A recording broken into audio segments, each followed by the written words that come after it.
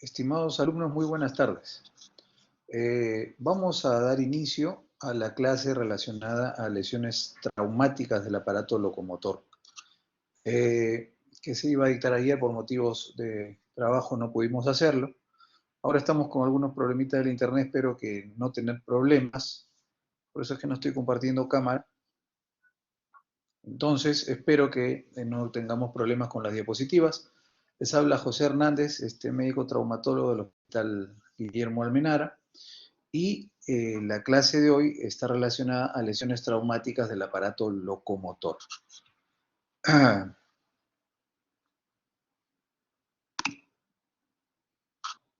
¿Cómo estamos, muchachos? Entonces, cuando definimos lesiones traumáticas, ustedes comprenderán que la especialidad de traumatología y ortopedia tiene mucho que ver con las lesiones relacionadas al aparato locomotor de diferente índole, a nivel muscular, a nivel óseo. La clase de hoy nos va a introducir en el tema de las fracturas, sobre todo, ¿no? ¿Cómo es este mecanismo? ¿Cómo es que ocurre una fractura? ¿Cuáles son los mecanismos que intervienen? Y vamos a hacer algunas definiciones. Empezamos definiendo una fractura. Aquí tenemos una gráfica que nos muestra una típica fractura del cuello femoral y como definición, la más conocida es una solución de continuidad en la estructura ósea o cartilaginosa de un hueso, ¿no? Entonces, cuando hablamos de fractura, la definición más común es una solución de continuidad en una estructura ósea. Entonces, pasamos a hablar un poquito sobre las funciones que cumplen los huesos. ¿Qué función cumplen los huesos? Sostén de estructuras del cuerpo, ¿no? Sostén de algunas estructuras, protección de órganos vitales como la caja torácica, que protege pues corazón, pulmones, movimiento de los segmentos del cuerpo, como son los huesos del antebrazo, del brazo, los miembros inferiores, el fémur, la tibia, el peroné, homeostasis de los minerales, como el calcio, es decir, cuando nosotros tenemos una falta de calcio en el medio interno, en la sangre, entonces el hueso tiende a suplir esta falta. No hay esos mecanismos por los cuales el hueso va a incorporar el calcio que tiene, que está en su estructura, y lo va a mandar hacia las estructuras, hacia el medio interno. Y la producción de células sanguíneas. Acuérdense que es un órgano hematopoyético, donde vamos a ver que se va a formar los glóbulos rojos. Entonces existe estas funciones, no debemos olvidarnos y debemos recordar que los huesos van a cumplir esta función. Hablando de su constitución, hay que recordar que está constituido por una matriz, básicamente es 25% agua. Miren, el agua está presente en toda la estructura del ser humano. 25% proteínas, 50% sales minerales como el calcio, el fósforo, y va a estar formado por células de diferente índole, que son las osteoprogenitoras, los osteocitos, los osteoblastos y los osteoclastos, de los cuales vamos a empezar a definir más adelante cuáles son sus funciones. Entonces, si hablamos de las fracturas en sí, vamos a tener que van a tener ciertas características. La mayoría van a tener ciertas características, como son el dolor. Toda fractura va a doler, va a haber crepitación, vamos a tener movimiento patológico, impotencia funcional, equimosis y deformación. Entonces la pregunta va aquí, ¿no? O sea, en realidad en las fracturas no todos están presentes, todas estas características no están presentes, salvo el dolor. Podemos tener una fractura que no está desplazada y entonces por lo tanto no vamos a tener un movimiento patológico. Acuérdense que las fisuras también son fracturas. Las fisuras, las conocidas como fisuras, también representan fracturas, pero no vamos a tener movimiento patológico o de repente equimosis o deformación. Pero el dolor sí está presente en la mayoría de las fracturas. Entonces hay que recordar eso. Entonces, hablando de la biología y la biomecánica, vamos a hablar, estamos viendo la imagen, un hueso esponjoso o trabecular. Este hueso esponjoso va a estar en la metáfisis de los huesos largos. En este caso estamos representando, en esta zona, estamos representando la metáfisis del fémur. Es la zona trocantérica, la zona que comúnmente se conoce como la cadera. Entonces este hueso esponjoso, aquí tenemos la representación, como su nombre lo dice, cuando aumenta el tamaño la distancia de este hueso esponjoso, estamos hablando de que va a tener menos resistencia, o sea, se va a hacer más débil. Eso ocurre en los procesos de osteoporosis. Y es aquí donde se producen esos procesos, donde se producen la mayor cantidad de fracturas. Y hay que diferenciar el hueso esponjoso del hueso cortical, que se encuentra pues en la diáfisis de los huesos largos y rodeando en general el hueso, pero más que todo en la diáfisis de los huesos largos. Entonces, son dos tipos de hueso que vamos a tener de diferentes características, ¿no? Entonces, en el hueso cortical, que vamos a tenerlo acá representado, miren, esta zona, este hueso cortical, esta es la zona medular con un tejido esponjoso, una diáfisis, vamos a ver que está formado por ostiones, ¿no? Entonces, recordarles que el hueso está en constante renovación, en constante remodelación. O sea, el hueso es una estructura, la estructura ósea es un sistema, una estructura viva que está en constante movimiento. Entonces, eh, perdón, creo que había una pregunta.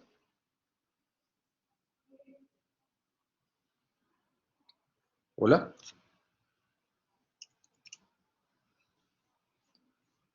No sé si me están escuchando, muchachos.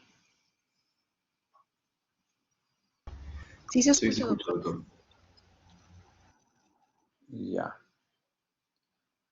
Entonces, como les estaba mencionando, entonces es una estructura, es un tejido en constante renovación. Y por lo tanto, vamos a tener, va a estar formado por ese sistema de Haber u ostión, donde vamos a tener los ostiones, donde van a estar los vasos sanguíneos.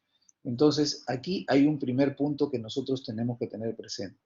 Para lograr la recuperación, lograr que un hueso pueda recuperar su estructura, pueda cicatrizar de buena forma, necesitamos del aporte sanguíneo que nos dan estos vasos, porque los huesos están bien irrigados y bien inervados también.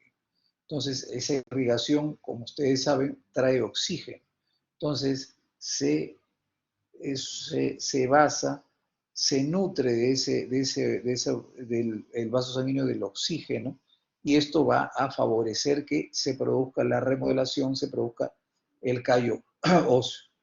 Si nosotros tenemos poco aporte sanguíneo en un hueso, es difícil que haya una buena cicatrización, una buena formación de callo. Ese es un punto que ustedes tienen que ver. En este sentido, hay algunas fracturas que son un poquito más difíciles de tratar que otras. ¿Por qué? Porque por la estructura que tienen, a veces el aporte sanguíneo no es muy bueno. Para indicarles uno, por ejemplo, son los huesos de la tibia. En la tibia a veces se dan muchos esos temas de retardo de consolidación o pseudoartrosis, que ya vamos a definirlos, eso más adelante. ¿Por qué? Porque el aporte sanguíneo no es muy bueno. Entonces, en eso se basa la remodelación. Si nosotros no tenemos buen aporte sanguíneo o oxigenación, entonces este proceso se va a ver muy limitado y va a tener mucha dificultad. Entonces, recordar este hueso, esta zona, que es la zona cortical, ¿no? Entonces, siempre nosotros tenemos que medir la zona cortical, tenemos que hacer, ver cuán buena está esta zona para definir. Muchas veces vemos la parte ósea, vemos radiografías y esta zona cortical la podemos definir, la podemos ver y vemos que está muy adelgazada. Entonces eso nos da una pauta, eso nos da una idea de que esa zona es un hueso de muy mala calidad. Y eso ocurre cuando existe osteoporosis, generalmente en pacientes de edad avanzada, ¿no? Por temas, generalmente mujeres, por temas hormonales y estas cosas, ¿no? Entonces, recordar este sistema de Haber y Ostión, donde están los osteocitos. Este es un sistema bastante complejo, donde va a ocurrir, como les digo, una constante remodelación. Este es otro esquema donde tenemos el endostio y el periostio, y entre ellos todo este sistema está formando la parte del tejido cortical, ¿no? Y con todo el sistema donde va a ocurrir todo este intercambio. Entonces, el tejido óseo, algunas características que vamos a mencionarles, se encuentra altamente vascularizado e inervado. Eso es muy importante, mucho de eso tienes que tenerlo muy presente. El único tejido del organismo con capacidades regenerativas y con reconstrucción integral posterior a un traumatismo. Cuando ocurre un traumatismo, este tejido se va a reconstruir, se va a regenerar en una forma completa. Células con propiedades va a tener células con propiedades osteoprogenitoras, potencialidad dependiente del oxígeno. Ya les había mencionado, el oxígeno es muy importante para la recuperación, para que un hueso pueda cicatrizar, porque pueda formar callo. Y se diferencian en osteógenas y condrógenas, de acuerdo a que produzcan o hueso o cartílago. Y otra célula de este entorno vamos a tener los osteoblastos, que son capaces de producir sustancia intracelular orgánica o osteoide, los osteocitos, que quedan dentro de la matriz ósea calcificada en sus lagunas, y los osteoclastos, que tienen la tarea de destruir todas aquellas células ya gastadas, ¿no? El tejido para hacer una remodelación. Y también otra función es poder extraer el calcio, como yo les había dicho. Si en el medio interno falta calcio, entonces ese calcio se obtiene del hueso. Entonces los osteoclastos van a cumplir esa función. Remodelación, destrucción de células que ya cumplieron su función, y por otro lado, extraen el calcio cuando se necesita. Entonces vamos a tener que va a haber unas células que producen sustancia celular orgánica, que son los osteoblastos, los osteocitos que quedan dentro de la matriz ósea calcificada, y los osteoclastos que se van a encargar de destruir. Entonces, esto va a ser, el remodelado óseo va a ser un equilibrio, ¿no?, entre los osteoclastos y los osteoblastos, ¿no? Entonces, por eso el hueso está en constante renovación, pero las células que destruyen y las que producen, va a haber un equilibrio entre las dos, como son los osteoblastos, osteoclastos, y los osteoblastos, como se está viendo en la representación. Entonces, cuando ocurre una fractura, muchachos, vamos a ver que van a ocurrir una serie de eventos que a la postre, a la final, lo que se va a conseguir es que se forme un callo, que se forme ese hueso cicatriz. La cicatriz del hueso, ese es el callo óseo. Entonces, una vez que ocurre la fractura, como estamos representando aquí, entonces las células y las moléculas van a aparecer en el sitio de la lesión, generando una respuesta inflamatoria. No se va a activar el complemento, vamos a tener ruptura de vasos sanguíneos, por lo tanto ustedes tienen que saber que las fracturas sangran. Cuando ocurre una fractura vamos a tener equimosis. Si nosotros hacemos una inspección, un examen clínico, y vamos a observar una equimosis circundante a la zona de la lesión. ¿Por qué? Porque ahí se produce un sangrado producto de la fractura. Y vamos a tener 4 etapas fisiológicas. Primero va a haber un hematoma producto del sangrado. Vamos a tener un callo blando, donde vamos a ver que va a haber un callo interno que se va a ir formando, ¿no? Estos vasos sanguíneos por activación del complemento, van a hacer algunos neovasos, ¿no? Y posteriormente vamos a tener un callo esponjoso, y al final la remodelación, el callo duro. Entonces, un callo blando y un callo duro. Entonces, se dice que también cambia en la zona, va a haber un cambio, va a haber una acidez en la zona que va a durar 2 semanas. Esto también va a favorecer que se produzca este proceso de remodelación. Entonces, a partir del hematoma es que va a haber una migración va a haber una migración de las células que van a formar el hueso nuevo. Entonces, este hematoma es muy importante cuando hablamos de la formación de un callo, ¿no? Entonces, radiológicamente, como estamos representando aquí, podemos tener un callo que sea visible, o sea, un callo que lo podemos evidenciar en una radiografía, ¿no? O sea, la forma de ver un callo óseo y nosotros nos servimos mucho de las radiografías para poder evaluar la evolución de las fracturas. Una vez que ocurre una fractura, nosotros tenemos que hacer exámenes radiológicos constantes para ver si efectivamente estamos por buen camino, como es el caso que estamos viendo acá. Vemos una fractura con cierto desplazamiento y después vemos cómo se ha remodelado hasta conseguir que haya una buena remodelación con una buena cicatrización y callo óseo. Esto es lo que se llama una consolidación indirecta. Una consolidación indirecta es cuando vamos a tener un callo óseo visible, ¿no?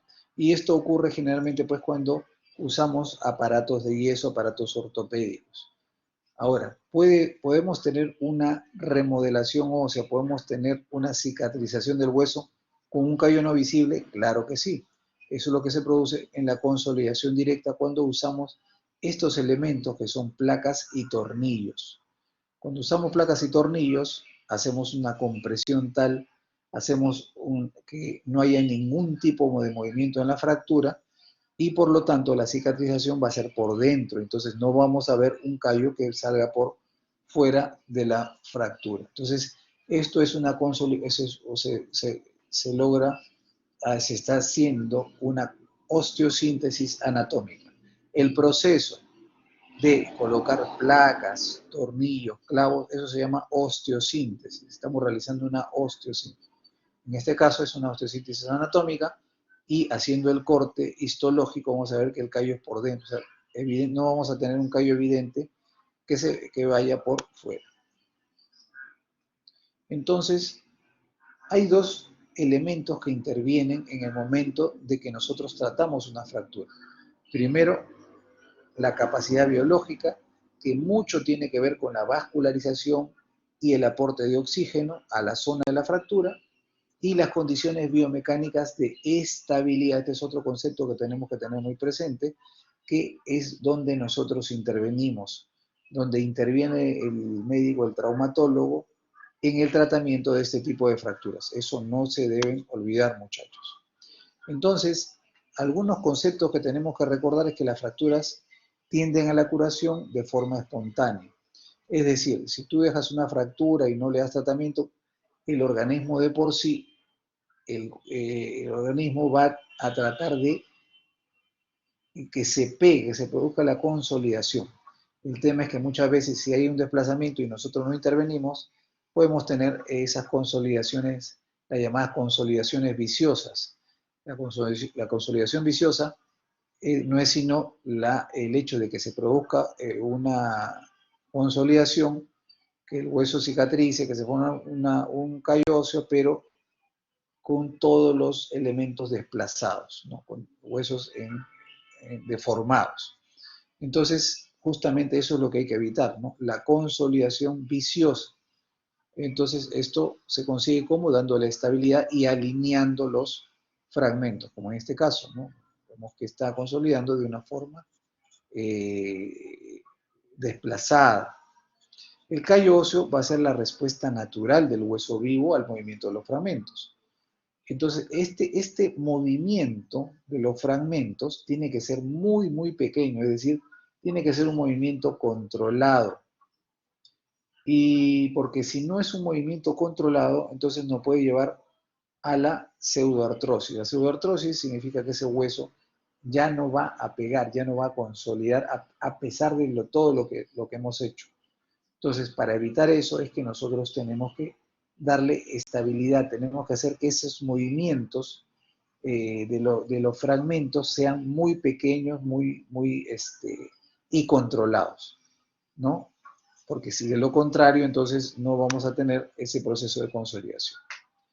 Entonces, aquí tenemos una cascada de eventos cuando ocurre la fractura, ¿no? Ocurre la fractura aguda, una formación de hematoma, aumento del microvascular, ¿no? Con tejido de granulación, diferenciación celular en el hueso, y aquí es donde intervenimos con estabilización, que puede ser absoluta, ¿no? Con una consolidación directa, o relativa, con una consolidación indirecta. Esto es donde nosotros intervenimos en el tratamiento de las fracturas. Esto lo vamos a definir más adelante. Entonces, aquí para hablar de los conceptos de estabilidad, como ya les había, entre los fragmentos, imagínense que está la fractura. Entonces, si nosotros le damos una estabilidad total mediante placas de compresión, que son las que dan una estabilidad total, o tornillos compresivos, entonces no vamos a tener ningún tipo de movimiento en la zona de fractura. Por el contrario, podemos tener un movimiento, pero que es controlado, lo que se logra con los aparatos de yeso. Aquí intervenimos nosotros. O puede ser que no tengamos nada de estabilidad. Y miren, estos círculos representan los movimientos incontrolados. Y es aquí donde podemos tener los problemas, ¿no? Porque podemos conseguir que estos fragmentos nunca consoliden, nunca peguen, y vamos a estar ante una pseudoartrosis. Entonces, tenemos estabilidad total, parcial, en que estamos interviniendo, o sin estabilidad, que es lo que tenemos que evitar. Cualquier pregunta, entonces absoluta, hablando ya definiendo, tenemos absoluta, relativa e inestable. Estamos hablando en este caso de inestabilidad. Entonces, hablando ya, relacionando esto con la consolidación, vamos a tener la consolidación directa cuando la estabilidad es o relativa con la intervenimos nosotros con una consolidación, con placas, tornillos, aquí con aparatos de yeso o con tutores externos o con tutores internos, y aquí sin ningún grado de estabilidad, o sea, inestables completamente, lo que nos puede llevar a una pseudoartrosis, ¿no? Por ejemplo, en el hueso diaficiario se va a necesitar una estabilidad relativa, pero en una articulación sí se necesita una estabilidad absoluta que no forme callo. Es decir, en los huesos, en las articulaciones, aquí les hago un paréntesis, siempre es diferente tratar una fractura articular que una fractura diaficiaria. Las fracturas articulares, como ustedes comprenderán, donde ya hay movimientos entre las superficies articulares, es necesario que quede anatómicamente resuelta la fractura, ¿no? Entonces es importante que demos estabilidad absoluta. Entonces, espero que no olviden estos conceptos, ¿no? Estabilidad absoluta, estabilidad relativa e inestabilidad, ¿no? Entonces, seguimos con el tema, estabilidad absoluta, estabilidad relativa, como ya les había dicho, con aparatos de yeso. En la estabilidad relativa, recordar que existen movimientos que son controlados. En la estabilidad absoluta, que se logra con placas y tornillos de compresión, no hay ningún tipo de movimiento. Entonces, esos detalles no hay que olvidarse. Recordar que en el hueso, o sea, para que se produzcan las fracturas, vamos a tener 4 tipos de fuerzas. Vamos a tener una carga axial, con movimientos flexores antero, posterior y lateral, dependiendo.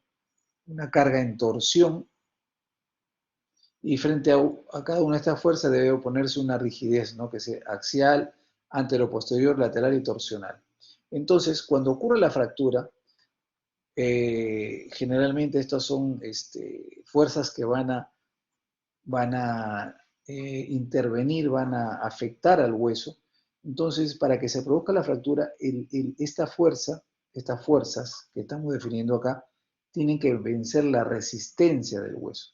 El hueso tiene un grado de resistencia y un grado de flexión, ¿no? Entonces, cuando se vence esa resistencia, es que vamos a tener que va a ocurrir la fractura. Entonces, Recordarles también que hay factores que van a intervenir en el proceso de la consolidación ósea. Entonces ya hemos visto que el oxígeno, que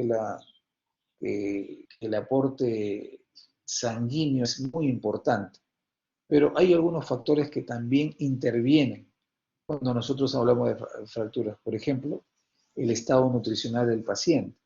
El estado nutricional es muy importante, o sea, y para todo. Y si hablamos de temas quirúrgicos, una herida no cicatriza, pues el paciente pues, está con hipoproteinemia, por ejemplo, ¿no? Entonces es muy importante el estado nutricional, porque es la base de donde va a salir todo el elemento que va a necesitar el hueso para pegar. La irrigación sanguínea en el sitio de la lesión, también ya les he dicho, un bajo aporte sanguíneo, una pérdida de vasos sanguíneos, por ejemplo, las fracturas expuestas o en zonas muy difíciles de tratar, como son la fractura de tibia, presencia de infección, alguna infección por ahí en las fracturas expuestas, toxicomanías, por ejemplo, el cigarro, cuando un paciente tiene el antecedente de fumar mucho, entonces tenemos muchos problemas para tratar las fracturas, incluso para que consoliden, para que cicatricen sus heridas, ¿no? El cigarro va muy en contra de la consolidación de las fracturas, ¿no? Y ya cuando acuérdense que hacemos siempre una historia clínica de los pacientes, ya cuando nos hablan de que son fumadores, entonces ya tenemos que estar eh, parando las orejas y tenemos que ver que hacerle un control más exhaustivo a estos pacientes, un control más seguido, porque por ese antecedente podemos tener problemas. El índice de masa corporal mayor o menor de 30 también, pacientes obesos, portador de enfermedades crónicas, patologías locales, ¿no? Como infecciones, como problemas de diferente índole, como psoriasis, etcétera, o la energía de la fractura, cuando es una fractura de alta energía. Acuérdense que cuando se produce una fractura puede ser de alta o baja energía. Entonces, todos estos factores van a intervenir entonces en el proceso de la consolidación, ¿no? Aquí tenemos también un cuadrito, factores que favorecen una carga axial controlada, ya les he dicho, es donde intervenimos nosotros, que retrasan la consolidación, aquí algunos, deficiencia de vitamina D, por ejemplo. Los corticoides tienen hacen mucho daño al hueso, ¿no? Los AINES, ¿no? Que también mucho AINES corta el proceso del, del hematoma, entonces cuando hay fracturas no hay que dar mucho antiinflamatorio no esteroideo. Entonces, acuérdense que en traumatología tenemos que clasificar y las fracturas también se pueden clasificar bajo diferentes criterios. Por ejemplo, según el mecanismo de producción. Pueden ser de alta energía, es una aplicación de una fuerza muy intensa sobre el hueso, y con lo cual el hueso se va a deformar y que una vez que se ha superado el nivel de elasticidad, se va a fragmentar, ¿no? La fractura puede provocarse por un mecanismo directo o indirecto. Baja energía, fracturas ante mínimos traumatismos puntuales y repetidos, ¿no? Baja energía en aquellos huesos que ya tienen algún problema de fondo, por ejemplo, cuando tenemos fracturas patológicas, ¿no? Por ejemplo, en los tumores o en los quistes óseos, o problemas en el hueso, donde el hueso está muy débil por cuestiones generales, ¿no? Por ejemplo, la osteoporosis o una enfermedad de Paget, ¿no? Donde el hueso es de baja calidad, de baja resistencia. O las fracturas por estrés que se produce en un hueso que está bueno, un buen hueso, pero son microtraumatismos repetitivos, ¿no? Que están golpeando el hueso constantemente hasta que ya vence su resistencia, ¿no? Entonces, esto es en un hueso sano y esto es un hueso que está dañadito, ¿no? O sea, con problemas, puede ser tumorales de otro tipo, ¿no? Por ejemplo, en deportistas, en los reclutas, por ejemplo, que están marchando todo el día, están marchando todos los días, entonces ese golpeteo constante ocurre fracturas de los metatarsianos, ¿no? Entonces, eso es muy común. Según el mecanismo de producción, puede ser directas, o sea, el golpe es directo sobre la fractura.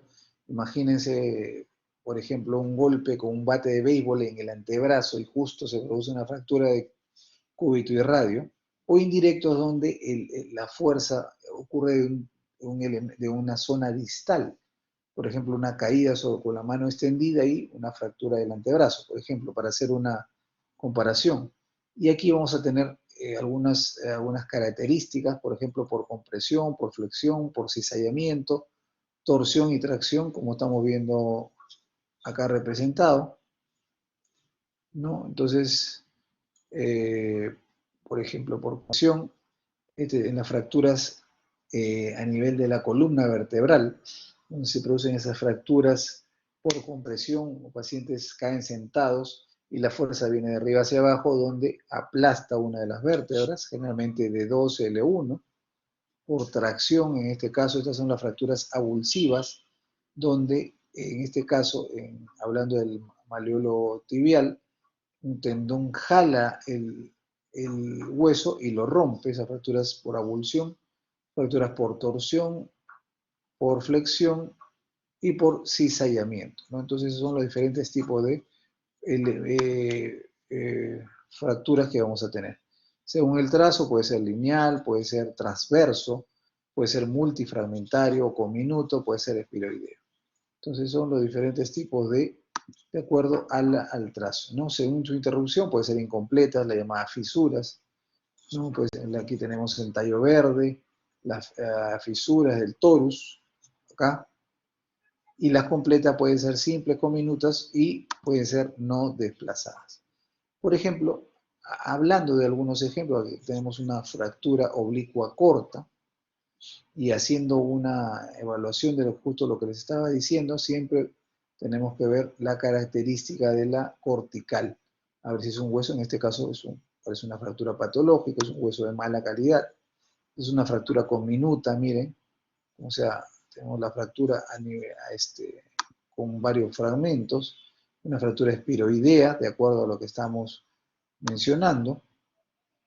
Ahora, las fracturas siempre hay que clasificarlas. Y existe una clasificación que es la llamada clasificación AO, que va a clasificar los segmentos óseos de acuerdo a alguna numerología. Por ejemplo, tenemos el número 1, 2, 3 y 4 para definir, en este caso, el brazo, el antebrazo, el fémur, y la tibia y el peroné. Y de acuerdo a esto se van a ir clasificando las fracturas, ¿no? Por ejemplo, si la fractura es a nivel de la diáfisis, vamos a tener números que se le va a poner a cada uno, la epífisis proximal, la diáfisis y la epífisis distal, 1, 2, 3. Así en todo, 1, 2, 3 en todos. Entonces, vamos a ir definiendo. Si es que es de acuerdo al tipo de fractura, ya viene una letra. Si es una fractura simple, puede ser la letra A, una B es una multifractura, un poquito más de complejidad, y el tipo C, mucho más compleja, como vemos acá. Entonces, si tenemos una fractura de húmero, a nivel de la diáfisis sería 1 por el hueso, 2 porque se produce en la diáfisis, y en este caso podría ser A, B o C, dependiendo del grado de complejidad que tenga la fractura. Si vamos a la metáfisis, por ejemplo, ya tenemos algunas clasificaciones como va de lo más simple a lo más complejo. Por ejemplo, extraarticular, porque no compromete la articular en esta zona. Una articular parcialmente articular, como en este caso, o una articular completa, como en este caso, ¿no? O sea, las fracturas cuando comprometen la articulación, muchachos, son más complejas, son más difíciles de tratar. Eso tenemos que tenerlo presente. Algún ejemplo, por ejemplo, aquí tenemos una fractura de fémur a nivel diaficiario, ¿no? Entonces, para hacer la numeración, tenemos un 3 por el hueso, 2 por ser la diáfisis, A por el trazo y 3 de acuerdo a la complejidad del trazo, ¿no? En este caso es más complejo, entonces es un 3-2-A-3, ¿no? Entonces, esa es una forma de definir, o sea, la clasificación nos va a servir para saber qué tratamiento le vamos a hacer a la fractura y también para definir el pronóstico, ¿no? Entonces acuérdense que todas las fracturas tienen una clasificación, eso no se deben recordar, así a olvidar, ¿no? Entonces así también tenemos que la lesión de las partes blandas, acuérdense que los huesos están rodeados por partes blandas, entonces estas partes blandas también son susceptibles de lesionarse. Entonces tenemos esta clasificación de Scherne y Gotzen, que va de un grado 0 a un grado 3, dependiendo de la lesión. Por ejemplo, grado 0, no de lesión de partes blandas, una lesión de baja energía. Y acuérdense también, familiarícense, ya tenemos que conversar lesiones de alta y baja energía. Grado 1, abrasión superficial, edema moderado, contusión moderada. Ese es un grado 1. Grado 2, abrasión profunda con edema, atención, contusión severa conflictiva. Y grado 3 es el grado 2 más un síndrome compartimental o lesión de grandes vasos, lo cual nos indica una lesión de alta energía como es la que estamos representando acá. O las exposiciones, las fracturas expuestas, que también tienen una clasificación. En la clasificación de Bustilo, que va de un grado 1 hasta un grado 3. Grado 1 es lo más simple, una lesión de menos de 1 centímetro, grado 2 de 1 a 10 centímetros, y el grado 3 más de 10 centímetros de fuera hacia adentro, y donde puede definirse en A, B y C, donde A es posible cubrir el hueso, B no es posible cubrir el hueso y C existe una lesión vascular. O sea, va de lo más simple a lo más complejo y aquí estamos viendo qué tratamiento, qué sugerencia de tratamiento se le puede hacer a cada uno. Las tipo 3 generalmente van con tutores externos. El tutor externo es un elemento que nos sirve cuando tenemos una fractura expuesta que va desde el grado 2, algunas, pero el grado 3 sí definitivamente, siendo el C el más complejo, ¿no? Donde hay lesión de grandes vasos, nervios, y que muchas veces vemos que el miembro viene sujetado, viene por un poco de piel y nada más. Entonces, esos detalles tenemos que tenerlos presentes. Cuando viene un paciente con una fractura expuesta, entonces lo que nosotros hacemos tenemos que clasificarlo. Vemos la herida, sí, es menos de 1 centímetro, o sea, es un Agustilo tipo 1. Y eso tenemos que definirlo en la historia clínica. Entonces, de esa forma ya todos hablamos un mismo idioma y vamos a saber de lo que estamos hablando si en caso queremos transferir al paciente. Aquí tenemos una imagen de un tutor externo con una lesión de una fractura expuesta, en este caso, ¿no? Con una lesión severa, debe ser un tipo 3, ¿no? Tipo 3 de Bustilo, una 3B podría ser, donde tenemos que este elemento nos sirve para poder nosotros fijar la fractura, ¿no? Para poder darle estabilidad hasta que nosotros podamos hacer ya el tratamiento definitivo, ¿no? Aquí tenemos, miren, la zona de fractura y cómo el tutor externo está puenteando la zona de la fractura, ¿no? Entonces es importante que este tutor externo es muy útil en este caso, ¿no? Generalmente es un tratamiento momentáneo. Muchos de ustedes seguramente han visto pacientes viviendo con su tutor externo caminando por la calle, ¿no? Pero recordarles que esto es un tratamiento momentáneo, no es definitivo. ¿Por qué? Porque tenemos unos clavos que van hacia el hueso y salen hacia el exterior. Y muchas veces, aquí estamos representando, en el trayecto de estos clavos se producen infecciones. Entonces, hay que tener presente que estos tutores se van a usar hasta que estas partes blandas ya estén mejor y podamos hacer la osteosíntesis definitiva. Recordarles que en algunos sitios de nuestro país se usan como tratamiento definitivo por ser un método muy barato. Ahora, clínicamente, ¿qué vamos a tener en una fractura? El dolor es un síntoma importante, tumefacción, aumento de volumen, impotencia funcional, hematoma local tras un tiempo, ¿no? Y deformidad dependiendo del desplazamiento de la fractura. En este caso estamos viendo, miren, si vemos los dos miembros, miembro recto acá y el miembro rotado, acortado y rotación externa, que es la actitud típica de las fracturas intertrocantéricas de cadera. Entonces, Hay algunas actitudes que toman los miembros, algunas posiciones que ya son típicas de la fractura. Cuando ya la vemos, ya estamos definidas, ya sabemos ya que estamos ante una fractura de tal tipo. O en este caso, en este codo, vemos el gran aumento de volumen, la equimosis y la deformidad. Entonces, recordar la clínica. Para el diagnóstico, es importantísimo la exploración clínica. Siempre tenemos que hacer una historia. La historia clínica es muy importante. La historia clínica en traumatología es diferente a la historia clínica, a las historias clínicas normal, o sea, diferente en el sentido que muchas veces somos un poquito más específicos, las lesiones son más específicas y muchas veces nos tenemos que detener a ir ahí al punto, ¿no? Pero cuestión de antecedentes, cuestión de alergias, cuestión de todo eso, sí nos sirve, ¿no? Para saber ante qué tipo de paciente estamos, ¿no? El tema de antecedentes, de de consumo de algunas sustancias, eso es muy importante para nosotros. Entonces, el mecanismo de producción del traumatismo, eso nos interesa mucho. Los exámenes auxiliares, acuérdense que nosotros nos basamos mucho en la radiografía.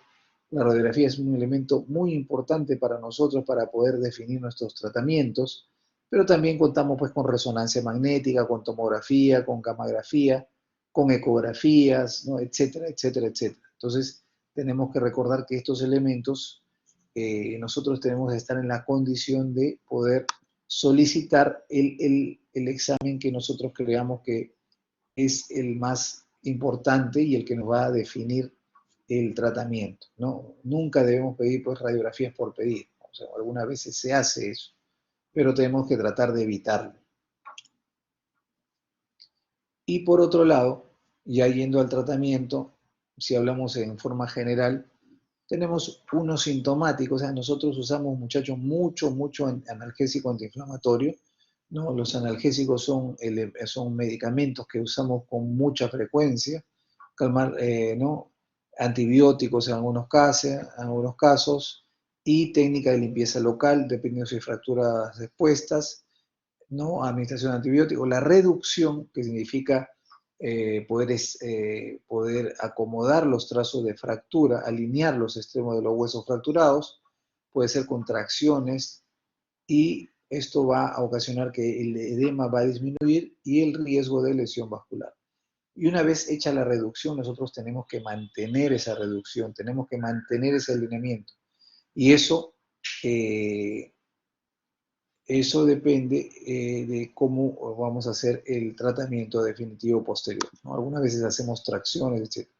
Entonces, los tratamientos que podemos dar puede ser un tratamiento quirúrgico, o sea, una reducción cruenta, o puede ser una reducción incruenta, lo que comúnmente se llama un tratamiento ortopédico. Tratamiento ortopédico, cuando hablamos de tratamiento ortopédico, estamos hablando del uso de yesos o yesos funcionales como en este caso, ¿no? Yesos funcionales son aquellos que se ponen al paciente y el paciente puede hacer ciertos movimientos o puede pisar, ¿no? Puede soportar un poco de carga, como en este caso es un yeso tipo Sarmiento, ¿no? Entonces, son botas y yeso. Entonces, esto hay que tenerlo presente, hay que tenerlo en cuenta, que es una forma de hacer tratamiento, ¿no? Aquí vamos a conseguir consolidación indirecta, porque va a haber cierto movimiento de los fragmentos, pero esos movimientos van a ser controlados. Entonces, ¿qué vamos a tener como consecuencia? Un callo óseo visible, ¿no? Muy bien. Lógicamente, y recordarles que una vez que nosotros cuando hacemos tratamiento de la fractura, por ejemplo, en este caso, pongamos, tenemos que hacerle controles seriados, pues controles cada 15 días, cada semana, ¿para qué? Para ver si es que estamos yendo por buen camino, si los fragmentos no se han desplazado, y si se está formando el callo óseo. Entonces, esos detalles tenemos que evaluar en los controles, ¿no? No es que ponemos el yeso y aquí te veo en un mes. Eso hay que estar evaluándolo constantemente. Entonces, cuando hablamos de osteosíntesis, ya les he dicho, el osteosíntesis es una cirugía donde nosotros ponemos clavos, tornillos, etc., ¿no? Entonces, esta osteosíntesis puede ser absoluta y puede ser relativa también. Acuérdense que la relativa también se consigue con métodos ortopédicos, pero también en las osteosíntesis. Y la absoluta sí con tornillos, placa de compresión generalmente, tornillo de tracción y bandas de tensión, ¿no? Entonces, esta es una forma de hacer una osteosíntesis absoluta, pero también podemos hacer una osteosíntesis relativa, o sea, operar, por ejemplo, ¿con qué? Con los tutores externos que hemos visto anteriormente, o los tutores internos o los clavos endomedulares, ¿no? ¿Por qué? Porque ahí vamos a tener también ciertos movimientos de los fragmentos. Y estos son los métodos de osteosíntesis por los cuales nosotros nos estamos valiendo, ¿no?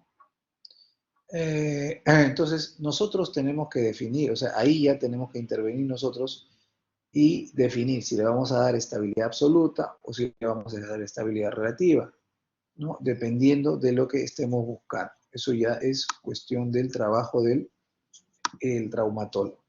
Aquí tenemos, por ejemplo, un ejemplo de tutor, pero en este caso es un tutor interno. O sea, esto es algo parecido al tutor externo que ustedes vieron hace un momento. Es un tutor interno, o sea, interno significa que va por dentro, estamos hablando de un clavo endomedular. Entonces, tenemos la fractura, hacemos la reducción de la fractura, pero ahora viene el otro tema. Hay que fijar esta reducción. ¿Cómo lo hacemos? Mediante este clavo, que es un clavo endomedular. Entonces, esto va a traer, o sea, va a haber cierto movimiento de los fragmentos, ¿no? Algunas veces no es tan exacto la reducción, pero es suficiente para que se forme un callo óseo.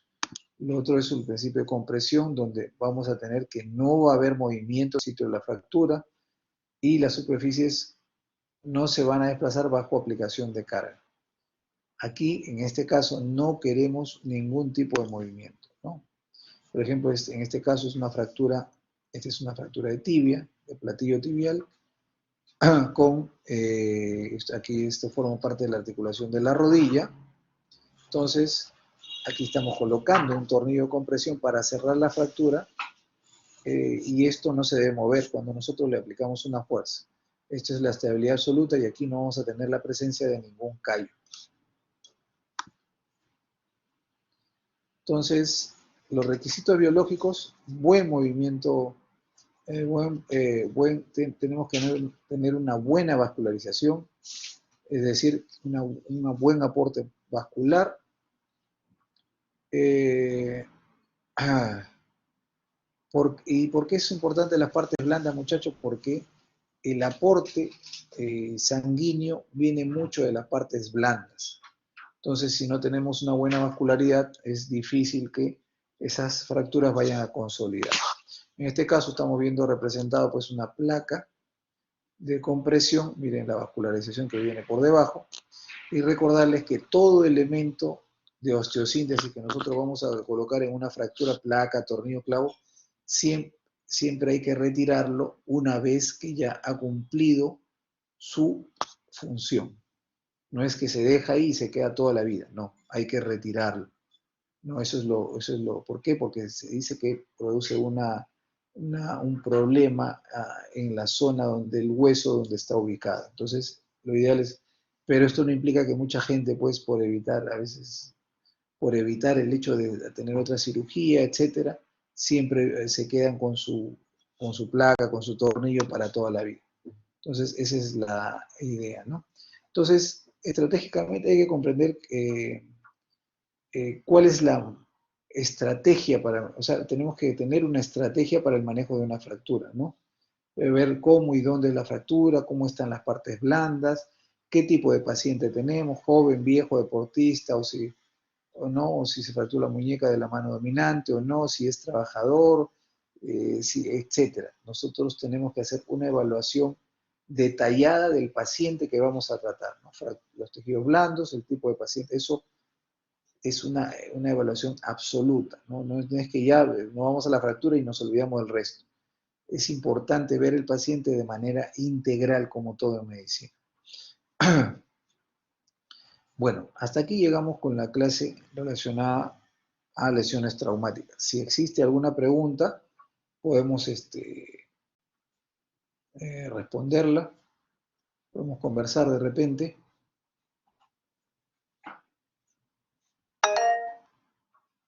A ver, Lisette. Sí, doctor, buenas tardes. Tenía una duda. En cuanto al tratamiento, al momento de poner las placas, ¿se debería recomendar también darle antibiótico para prevenir algún tipo de infección o necrosis o no es necesario?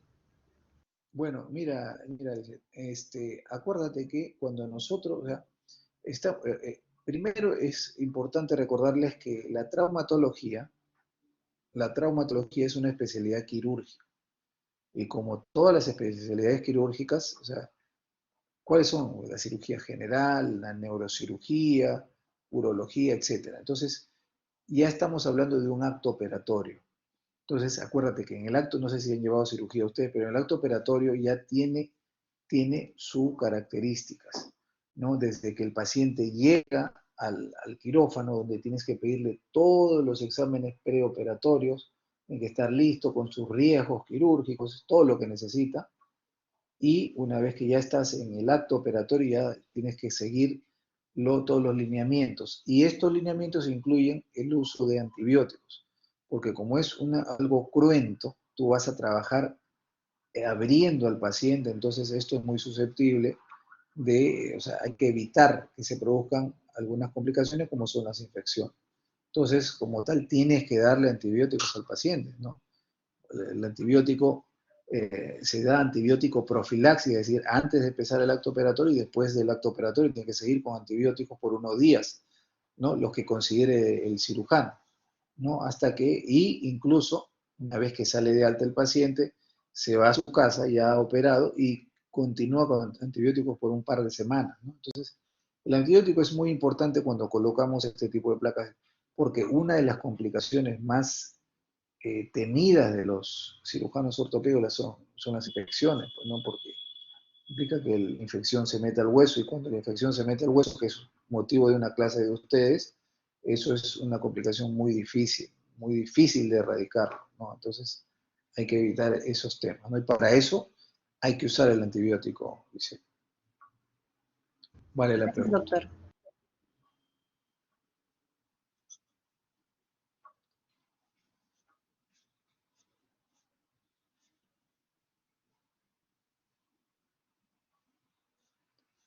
No sé si hay alguna otra pregunta.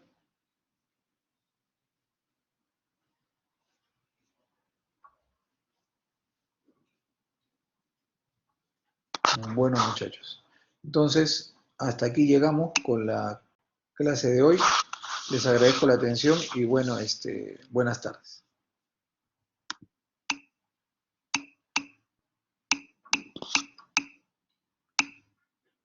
Gracias, muchachos. Cuídense.